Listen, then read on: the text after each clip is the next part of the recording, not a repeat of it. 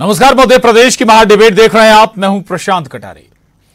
तो मध्य प्रदेश के लिए 2023 चुनावी साल है और चुनावी चुनौतियों के बीच सियासत धर्मगुरुओं में राहत खोजती नजर आती है। धर्मगुरुओं, कथावाचकों से आस ऐसी कि सियासी दलों के दिग्गजों से लेकर कार्यकर्ता तक दरबार में हाजिरी लगा रहे हैं।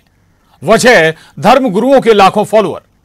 भले धर्मगुरु या कथावाचक किसी एक सियासी दल या नेता के फेवर में अपील ना करें, लेकिन नेताओं का उनके दरबार में पहुंचना, भक्तों को संदेश तो मिल ही जाता है इससे। और फिर नेता और भक्त, गुरु भाई ना भी सही, कम से कम गुरु के एक ही गुरु के दोनों भक्त तो हो ही गए। तो नेताओं के लिए वोटर की इतनी हमदर्दी भी मायने रखती है।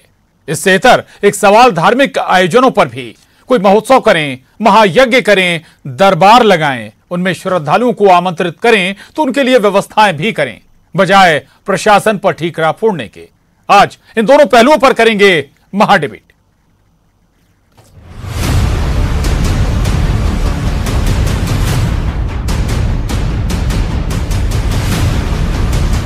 चुनावी साल में भक्ति रस में डूबी मध्य प्रदेश की सियासत। छतरपुर के बागेश्वर धाम में देश को हिंदू राष्ट्र बनाने का महायज्ञ चल रहा है, तो सीहोर के कुबेरेश्वर धाम में रुद्राक्ष महोत्सव शुरू हो चुका है। बागेश्वर धाम में जहां नेताओं का पहुंचने का सिलसिला जारी है, प्रदेश बीजेपी अध्यक्ष वीडी शर्मा, बीजेपी सांसद मनोज तिवारी के बाद आज नगरीय प्रशासन मंत्री भूपेंद्र सिंह भी बागेश्वर धाम पहुंचे।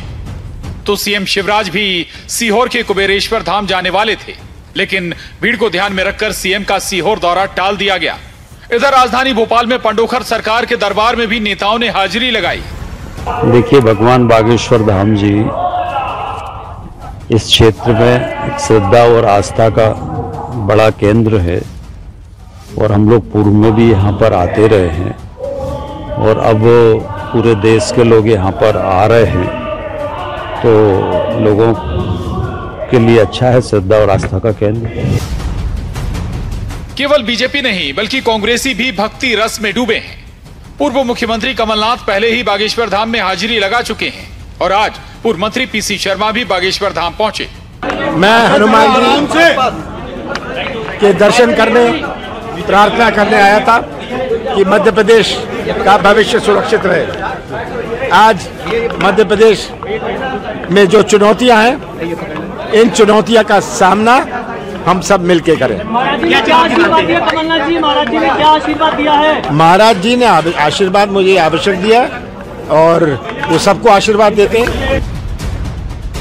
ये मैंने पहले भी कहा कि महात्मा बागेश्वर धाम जी के बारे में जो कंट्रोवर्सी पैदा की गई, ये गलत है। एक सिद्ध पुरुष हैं, सिद्ध महात्मा हैं और उनसे आशीर्वाद मिला है और उनका हमने स्वागत किया है और यहाँ फिर स्वागत करते हैं। इधर सीहोर के कुबेरेश्वर धाम में हो रहे रुद्राक्ष महोत्सव में अव्यवस्थाओं की तस्वीरें आने के बाद आयोजकों पर भी सवाल खड़े हो रहे हैं। आखिर लाखों श्रद्धालुओं को आमंत्रित तो कर लिया, लेकिन उनके लिए पर्याप्त व्यवस्थाएं करना क्यों भूल गए?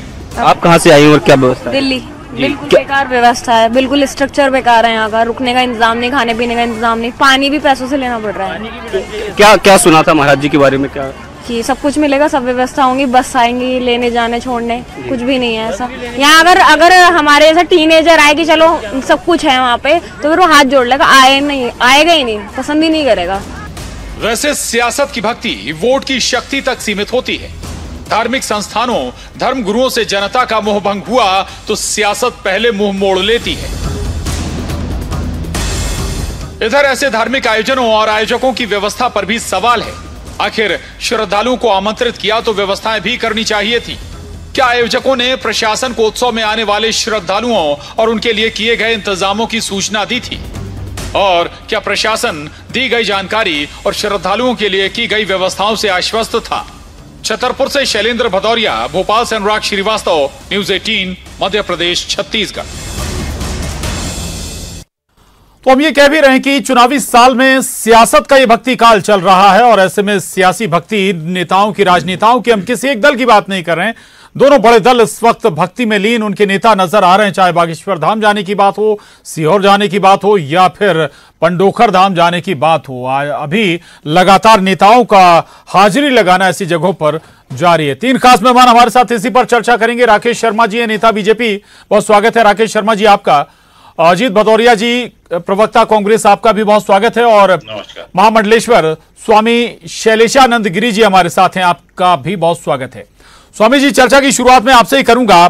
सियासत भी तभी तक धर्मगुरुओं के पास तक जाती है जब तक उनके पास लाखों फॉलोअर्स हैं। जैसे ही लाखों फॉलोअर्स हटे, सियासत भी भूल जाती है गुरुओं को। मानते हैं आप भी कि केवल वोट के लिए सियासत की भक्ति ये चल रही है अभी? देखिए, जहां आस्था है वहीं रास्ता है, ये समाज जानता है, राजनीतिज्ञ जानते हैं। परंतु दिक्कत यहाँ पर है कि ये सीरों की गिनती बढ़ाने के अंदर, वोटों की गिनती बढ़ाने के अंदर यदि कोई राजनेता जा रहा है तो वो उचित नहीं कर रहा है। हमें गुणवत्ता पे ध्यान देना होगा। मैं निरंतर रूप से कहता आया हूँ कि राष्ट्रवाद और धर्मवाद कभी बुरा नहीं होता जब तक कि वो उग्र राष्ट्रवाद या उग्र धर्मवाद न हो। क्योंकि अंतर्राष्ट्रीय राजनीति का, धर्म का अध्ययन करने पे ज्ञात होता है कि अतिरिक्त रूप से जब हम जो जनता भोली भाली है या फिर जो हमारे यहाँ का समुदाय है वो कभी उन्माद में ना आए तो उग्र राष्ट्रवाद भी कई बार घातक हो जाता है और उग्र धर्मवाद भी घातक हो जाता है। जी बिल्कुल, उग्र धर्मवाद, उग्र राष्ट्रवाद भी घातक हो जाता है। ठीक है, मैं राकेश शर्मा जी के पास आऊंगा। राकेश जी, ये बताइए ना कि क्या धर्मगुरु या कथावाचक ही वोट दिलाने वाले हैं? जिस अंदाज में आप लोग बजाय दूसरे मसलों के, आम जनता के मसलों के भक्ति में लगे हुए हैं। देखिए प्रशांत जी, भारतीय जनता पार्टी की जो विचारधारा है वो हिंदुत्व, सनातन संस्कृति को बचाने की विचारधारा है और हम हमेशा से सनातन संस्कृति के साथ खड़े रहे। आज आप देखिए कि देश में मोदी जी की सरकार आई तो काशी विश्वनाथ कॉरिडोर जो बना है वो विश्व स्तर का बना है। वहाँ लोग कितनी संख्या में, दर्शनार्थियों की संख्या बढ़ी है, पर्यटकों की संख्या बढ़ी है, किसी से छुपा नहीं। उसके बाद महाकाल लोक का जो निर्माण किया हमने उज्जैन में, वो किसी से छुपा नहीं है। उससे पहले केदारनाथ, बद्रीनाथ का जो विकास किया है। तो मेरा ये कहना है कि भारतीय जनता पार्टी तो सनातन के साथ खड़ी है। आपने हमारे जितने भी मैनिफेस्टो देखे होंगे उसमें हम सीधे स्पष्ट रूप से कहते थे कि राम मंदिर की में जो अड़चन आ रही है उनको हम दूर करके राम मंदिर का निर्माण करेंगे। हम तो ये दुबे छुपे नहीं कर रहे हैं और ना हम चुनाव के समय ऐसी कोई गतिविधि में भाग लेते। राकेश शर्मा जी, मैं 24 की बात नहीं कर रहा हूं, मैं तो 23 की बात कर रहा हूं। मध्य प्रदेश में आपका ये भक्ति काल चल रहा है। नहीं सर, मेरा निवेदन है कि ये जो आपने आज का विषय रखा है ये 23 और 24 के हिसाब से नहीं रखा। आप जिस विषय की बात कर रहे हैं तो मैं तो अपनी पूरी पार्टी की बात कर रहा हूं और सरकार की बात कर रहा हूं। आज अगर आप बात करें तो देखिए कि अगर आज भारतीय जनता पार्टी के नेता जा रहे हैं तो कोई आज से नहीं जा रहे हैं, लगातार इससे पहले भी कई बार गए। पर क्यों आज कमलनाथ जी को आप प्रदीप मिश्रा याद आ रहे हैं? क्यों कमलनाथ जी को धीरेन्द्र शास्त्री जी याद आ रहे हैं? इससे पहले तो कभी जाते देखा नहीं हमने। अब मध्य प्रदेश में चुनाव आ गए हैं और एक कांग्रेस का सर्वे आया है जिसमें अभी लक्ष्मण सिंह जी ने जिसको बताया था, कांग्रेस के विधायक और प्रदेश के उपाध्यक्ष, कि 57 सीटें कांग्रेस की आ रही। तो अब ये जो घबराहट है, ये बेचैनी जो कांग्रेस में है, उनके नेता जो जिस धारा के नहीं है, राहुल गांधी जी के साथ वो लोग देखे जाते हैं जो सनातन संस्कृति का विरोध करते हैं, सनातन संस्कृति पर प्रश्न उठाते हैं, जो सनातन संत हैं इन पर प्रश्न उठाते हैं। ऐसे लोग राहुल गांधी के इर्द गिर्द देखे जाते हैं और कमलनाथ उसके उलट जा रहे हैं। तो उनको यह समझ में आ गया कि 57 सीटें मध्य प्रदेश में आ रही हैं, अब तो वो सब काम करना पड़ेगा। अभी उनने विधायकों की बैठक में कहा था तो बागेश्वर धाम भी जा रहे हैं, सीहोर के प्रदीप मिश्रा जी के पास भी जा रहे हैं, पंडोखर धाम के पास भी जा रहे हैं।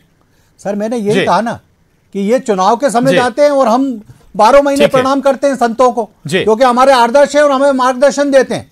इसलिए हमें हमारे ऊपर कोई ये आरोप नहीं लगा सकता कि भारतीय जनता पार्टी के नेता चुनाव के समय मंदिर जाते हैं। ये तो कांग्रेस के नेता सुबह मंदिर जाते हैं और रात में 2 बजे मैं आऊंगा। आपने एक बात भी कह दी। अजीत भदौरिया जी, बीजेपी को आप लगातार कोसते रहे, लेकिन अब क्या कांग्रेस के नेता उसी ट्रैक पर नहीं है? देखिए आदरणीय प्रशांत जी, कांग्रेस पार्टी ने कभी किसी को नहीं कोसा है, पहली चीज। और जहां तक बात है श्रद्धा, आस्था, विश्वास, ये धर्म के प्रति अत्यंत निजी विषय होता है कि कौन व्यक्ति किसके प्रति क्या आस्था रखता है, और अगर आपकी ईमानदारी से आस्था है तो वही विश्वास है और वही श्रद्धा है। ये बिल्कुल स्पष्ट रूप से बात। अब राजनीतिक परिदृश्य की अगर बात करें, क्योंकि हम लोग राजनीतिक पार्टी के सदस्य हैं, आदरणीय कमलनाथ जी के संदर्भ में आपने ट्वीट किया। आदरणीय कमलनाथ जी पूरे विश्व को, पूरे हिंदुस्तान को मालूम है कि प्रख्यात हनुमान भक्त है।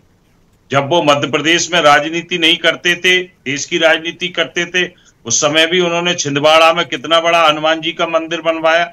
हमेशा हनुमान चालीसा का पाठ, सुंदरकांड का पाठ, सब चीजें आदरणीय कमलनाथ जी लगातार करते रहे। आदरणीय कमलनाथ जी की हर जगह आस्था रही है। आदरणीय कमलनाथ जी ने अभी ग्वालियर का दौरा किया, संत कृपाल सिंह जी महाराज के आश्रम में गए, वहां जाके उन्होंने उनके गुरु महाराज की समाधि पे चादर चढ़ाई। अभी पन्ना छतरपुर गए, बागेश्वर। तो जहां आस्था का केंद्र रहता है, निश्चित रूप से कोई भी व्यक्ति हो, हम भी आप भी कहीं घूमने जाते हैं बाहर, दूसरी जगह देखते कहाँ मंदिर अच्छा है, कौन सा धार्मिक स्थल अच्छा है, तो उस जगह पे जाके सबसे पहले अपन अपना माथा टेकते। अपना जो हम हिंदू धर्म को मानते हैं, हम सनातन धर्म को मानते हैं और ईमानदारी से मानते हैं, बिना राजनीतिक स्वार्थ पूर्ति के। भदौरिया जी, राकेश शर्मा जी कह रहे हैं भाई जब चुनाव आता है उस दौरान आप लोगों को मंदिरों की, मठों की, धर्मगुरुओं की ज्यादा याद आती है। देखिए, ये तो भारतीय जनता पार्टी के लोग जो आज विकास यात्राएं जनता के पैसे पे की जा रही है मध्य प्रदेश में, आप देखेंगे कि 11 दिन में 3-3 हजार करोड़ रुपए के 3 बार कर्जा ले चुके, मतलब 9,000 करोड़ रुपए का पिछले 11 दिन में मध्य प्रदेश की सरकार कर्जा ले चुकी। और जो विकास यात्राओं का सरकार की कंधे पे बैठ के जो दिखावा कर रही है शिवराज सिंह की सरकार, वहां भारतीय जनता पार्टी के विधायक, मंत्री सब कदे में जा रहे हैं। ठीक है सर, विकास यात्रा पर हम फिर कभी चर्चा करेंगे और हम करते भी रहे हैं। जैसे आपने जी हम मसले पर हैं, मुद्दे पर हैं। जी जैसे आपने कहा अभी कि भारतीय जनता पार्टी के लोग मूल मुद्दे को छोड़कर इस तरीके के भटकाव की बातें करते। आज प्रदेश बेरोजगारी में कहां पर है, आज महिला अत्याचार में कहां पर है, महंगाई में क्या स्थिति है, कर्जे की ये स्थिति कि 52,000 रुपए मध्य प्रदेश में कोई बच्चा पैदा होता है तो 52,000 रुपए का कर्जा लेके पैदा होता है बच्चा लेने वाला। उन पे चर्चा नहीं होगी। अरे साहब, धर्म की बात कर लो। आप देखेंगे सीहोर में अगर प्रदीप मिश्रा जी के यहाँ ये घटनाक्रम घटित हुआ, इसका परोक्ष रूप से, अपरोक्ष रूप से दोषी कौन है? प्रशासन दोषी है। प्रशासन दोषी है, सरकार दोषी है। शिवराज सिंह जी को जब मैं उस पर भी आऊंगा, अजय जी मैं उस पर भी आऊंगा, इस मसले पर भी आऊंगा, पहले इस पर बात कर लेते हैं। जी ठीक है। राकेश शर्मा जी बहुत बड़ी साफगोई से कह रहे हैं, भदौरिया जी आप सुन भी रहे हैं कि भाई आप लोग मुद्दों से भटकाते हैं, आप लोग मुद्दों पर बात नहीं करते, महंगाई पर बात नहीं करते, बेरोजगारी पर बात नहीं करते और सरकारी खर्चे से अब यात्राएं निकाल रहे हैं। प्रशांत जी, सबसे पहले तो मेरे विद्वान साथी अजीत भदौरिया से ये पूछना चाहूंगा कि जिस ग्वालियर चंबल से ये आते हैं वहीं से नेता प्रतिपक्ष गोविंद सिंह आते हैं। जी 2 दिन पहले तक जो छिछड़ेदारी धीरेन्द्र शास्त्री जी की कर रहे थे गोविंद सिंह जी, उसके बारे में ये क्या कहना चाहेंगे और उसके बारे में माननीय कमलनाथ जी क्या कहना चाहेंगे? इससे पहले प्रदीप मिश्रा के बारे में किस तरह के शब्दों का उपयोग कांग्रेस के नेता कर रहे थे? अब बेटे के साथ कमलनाथ अगर जा रहे हैं तो हम तो यही कहेंगे ना कि चुनाव आ गए। अगर हिरण के बच्चे को देख के शेर मुस्कुराया, इसका मतलब है कि चुनाव आया। यही स्थिति कांग्रेस के नेताओं की। मैं इनसे यह पूछना चाहता हूं, ये जब बात करते हैं साहब महिला अत्याचार की, तो उमंग सिंगार को कैसे भूल जाते हैं? जो आदतन महिलाओं पे अत्याचार करता है उसके खिलाफ क्या कार्रवाई कर दी इनने अभी तक? पहले उनके खिलाफ 306 का मामला दर्ज था, अब उनकी पत्नी ने उनके खिलाफ बलात्कार का मामला दर्ज करा दिया। कांग्रेस क्यों नहीं उनको बाहर निकालती है?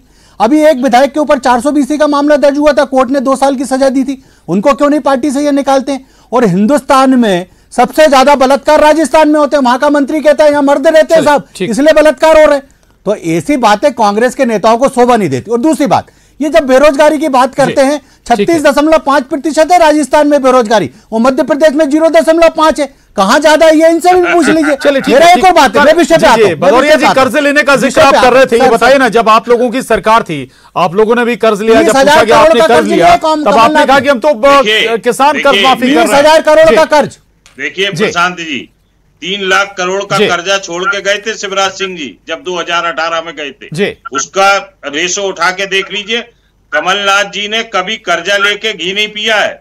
मैं आपको बताऊं 15 महीने के अल्प शासन काल में अगर कमलनाथ जी ने की सरकार ने कर्जा लिया है तो किसान कर्ज माफी के लिए लिया है, जो 100 रुपए 100 यूनिट बिजली दी उसके लिए कर्जा लिया, वृद्धा पेंशन को दुगना करने के लिए लिया, बेरोजगारों को भत्ता देने के लिए, कन्यादान की राशि दुगने करने के लिए दी। कमलनाथ जी ने ये नहीं कि हवाई जहाज खरीदने की या जो विकास यात्रा को बढ़ावा करने के लिए। नहीं, यही बात तो बीजेपी कहती है भाई कि हम संबल योजना के लिए कर्ज लेते हैं या किसी और पब्लिक विकास यात्राओं के नाम पे खर्चा क्यों हो रहा है, आप मुझे बताइए। उसके लिए हम कर्ज लेते हैं, यात्राओं से किसको लाभ हो रहा है जी, आप मुझे बताइए। विकास यात्राओं से भारतीय जनता पार्टी के नेता, हमारे पास समय कम है, हम दूसरा जो हिस्सा है अपना चर्चा का वो भी आगे बढ़ा लेते हैं, सीहोर मसले पर भी थोड़ी सी चर्चा कर लेते हैं। स्वामी जी ये बताइए, अगर कोई धर्मगुरु, कोई कथावाचक कोई बड़ा आयोजन कर रहा है, व्यवस्था कर रहा है, महायज्ञ कर रहा है या फिर दरबार भी लगा रहा है, आप व्यवस्था आप करेंगे या प्रशासन पे डाल देंगे? भाई श्रद्धालुओं को आप बुला रहे हैं, कौन व्यवस्था करेगा? देखिए, परस्पर समन्वय का मामला है जी। सब सर्वप्रथम तो ये होना चाहिए कि जिस जगह पर कथा हो रही है वहां का जो फुटफॉल है, वहां पर कितने लोग आ रहे हैं, उसका पूर्व से ही अंदाजा होना जरूरी है और साथ में प्रशासन के साथ तालमेल बैठाना जरूरी है। और सदैव से ये देखा गया है कि मैंने जैसे पूर्व में कहा कि जब धर्म उन्माद बनने लगेगा तो ये जितने भी भगदड़ होती है ये सारे तीर्थ स्थानों पर भी होती है, तो वहां पर हम किस पे ठिकरा हो। आज धर्म के पद पर बैठा हुआ कोई व्यक्ति वहां पर कथा कर रहा है तो उसका अंदाजे से ज्यादा यदि जन समुदाय आ जाता है तो उस स्थिति में शासन प्रशासन के साथ में तालमेल और पूर्व से तैयारियों का होना बेहद आवश्यक है। अन्यथा वो धर्म जो लोगों को सदमार्ग बताता है, वो सदगति की ओर ले जाता है, वो अचानक ही इस प्रकार की घटनाओं का साक्षी बन जाता है, कारण बन जाता है, तो ये उचित नहीं है जी। जी नहीं, लेकिन अंदाजा ठीक है, अंदाजे से थोड़ा बहुत आगे पीछे हो सकता है, ऊपर नीचे हो सकता है, लेकिन कई गुना ज्यादा बढ़ जाए, या तो फिर आप माइंडसेट नहीं थे उस तरह से, या फिर आपने व्यवस्थाएं सही से नहीं की। स्वामी जी देखिए, अब इस विषय में तो मैं बात नहीं कर पाऊंगा, पर हाँ यह बात सत्य है। मैं निरंतर एक चीज कहता हूं कि जिनके पास जनाधार या शिष्यत्व ज्यादा है, हिरों की गिनती ज्यादा है, अब उन्हें धार्मिक आधार पर धर्म से जोड़ते हुए कर्म की ओर अग्रसर कर देना चाहिए। मैं तो अपनी तरफ से यही कहना चाहूंगा जी। जी ठीक है। अजीत भदौरिया जी ये बताइए ना कि अगर आपने जितने लोगों को बुलाया है या आपने कितने लोगों को बुलाया, इसकी जानकारी भी क्या प्रशासन को आपने दी थी? दूसरा ये कि भाई कथा आप कर रहे हैं या भजन आप कर रहे हैं या फिर आप आयोजन कर रहे हैं, भाई प्रशासन पर क्यों डोल देंगे सब कुछ? प्रशासन की जिम्मेदारी कैसे, थोड़ा सा ये भी समझाइए। कथा आप करेंगे, उनके रहने खाने की व्यवस्था आप करेंगे, प्रशासन करेगा क्या? देखिए, संविधान में बिल्कुल स्पष्ट है आदरणीय प्रशांत जी कि कानून व्यवस्था की जिम्मेदारी शासन प्रशासन की है। अगर हम कानून व्यवस्था की, आपने अपनी लाइन बोल दी है जी।